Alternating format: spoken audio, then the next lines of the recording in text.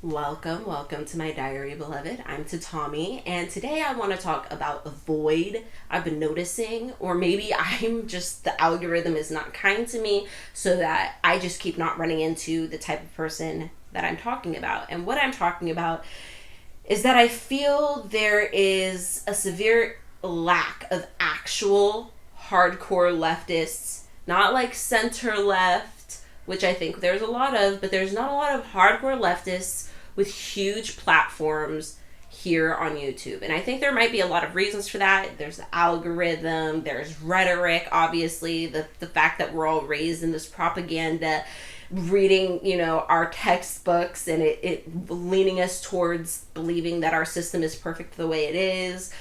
But I don't think that's all of it necessarily. And I do think that us people who are actually considering ourselves far leftists do need to step up and start drawing some lines, start supporting each other, fighting each other, promoting each other, but also drawing lines with others who kind of act like the voice piece of the left, but they are not actually leftists. Now, when I'm saying someone's not actually a leftist, I'm not saying like, oh, they're a fraud, they're fake, they're an infiltrator, they're trying to do all these things, because honestly, I'm not the police, I am not the FBI. It is not my job to be going around and policing other people's identities. I don't do it with race, I don't do it with politics, unless it is like completely obvious that you are misdefining like a word. I'm not out here to be like, I see your soul, I know what you really... No, here's what I mean by that. Let me use an analogy. You're at a pool party. Lots of people show up to the pool party. Everybody's got a different idea of what they're going to do when you get there. Some people, it makes sense to you. Other people, it does not make sense to you. For example, there's a type of person who shows up to the pool party without a swimsuit, without anything. They will not go near the pool. They do not want to touch the water. And they will be pissed if somebody pulled them in. That's valid. They've got their reasons why they would show up to a specific event for a pool party without wanting to get in the pool. It's valid. Then you have the types of people who want to sit on the edge of the pool. They've got a swimsuit on, but maybe their hair is done. They've got a chain on. They don't want to jump in the water for whatever reason, whether you think it's petty, you think it's stupid, you think it's easily fixed. They just are content sitting there with their legs in. The water is cool, the sun is warm, and it feels good. That's what they want to do. Then you have the people who are ready to run, jump cannonball into the pool, jump on each other's shoulders, hit each other with noodles until somebody falls off. The whole 9 yards, okay? In my analogy, the pool is socialism. It's the far left. It's communism. It's Marxism. Anarchy, I guess, in some senses of the belief system. Why is it that everybody who's talking as though they are the voice, the mouthpiece of the left, are the types of people who are sitting around the pool? Are the people who are half in, half out? Why are they the ones with the millions of views? But they're out here talking Medicare for all. They're out here talking all this stuff. But a lot of them, they don't seem well studied in it, in any type of like understanding of the different theories. They're just kind of in this weird middle ground, which is fine, but it's, again, why are they the mouthpiece for everybody who sees themselves as the left? Where are our people? When I look at channels that I really respect, such as the Bad Faith podcast, such as Justin Jackson's, such as the Socialism for All, and I mean, there are like the Gravel Institute, there's different channels that are left, but I mean, the Gravel Institute is like the most subscribed leftist channel I can think of off the top of my head. Justin Jackson has less than 10,000 followers. Socialism for All has 2,000. Brianna has 10,000 again. It's not that much. I don't think that we have to settle for Kyle Kulinski's, for David Pakman's, for Jimmy Dore's, for, I don't know, who else? There's just so many.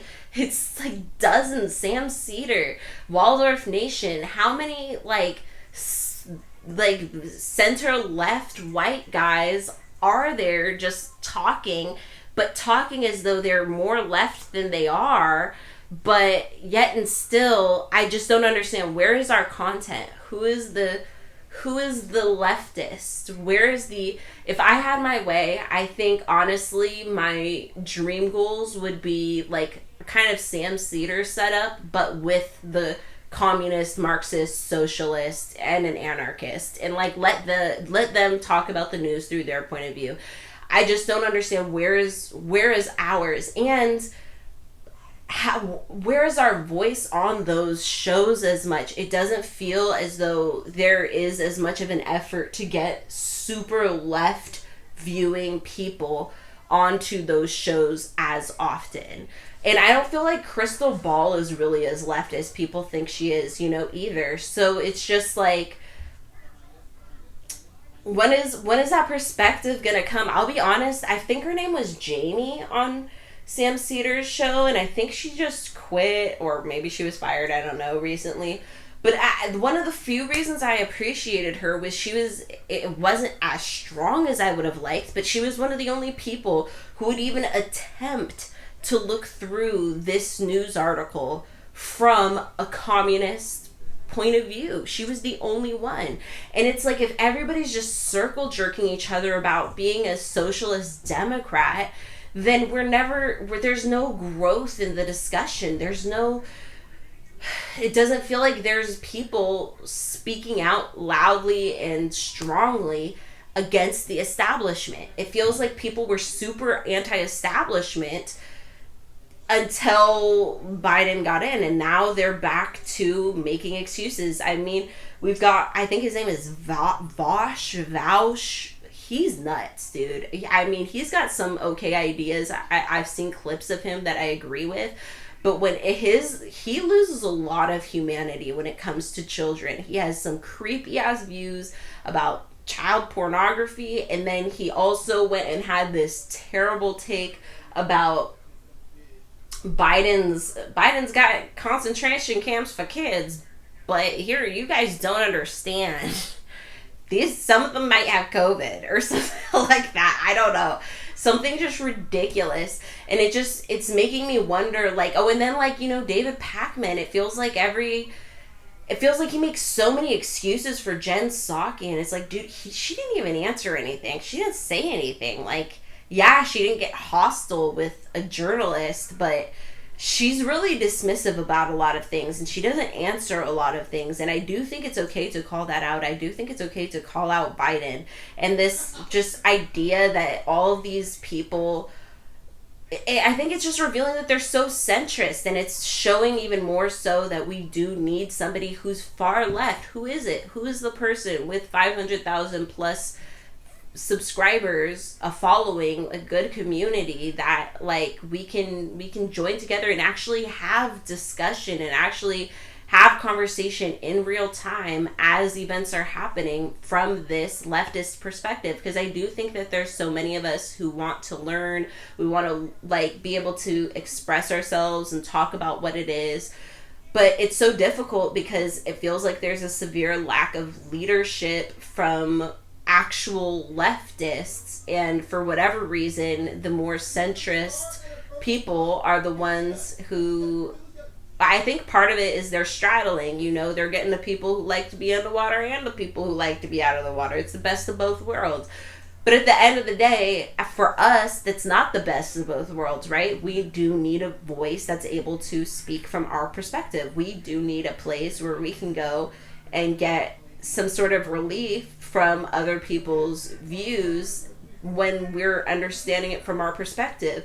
I'm not saying I would unfollow all those people if I had my own, but I am saying I would know I do have a home. The same way, when you're on TYT and the Damage Report and people are like, Dragon Daddy, like, that's not my cup of tea, partially because it's like, you guys this isn't my views totally. You guys, you toe the line. Like, it doesn't feel like, it feels like some of their people are more left than others, but at the end of the day, I want, like, a super left space. I want a space that's just, like, for the people, for the planet, for human rights, for equality, for all those things. And that's really why I've been enjoying the Green Party like a lot. I've been enjoying that they are a space. I've been enjoying that they do have, you know, these topics, that there's a lot of us who show up week after week and we're discussing it, and I'm getting to see other people's thoughts and views.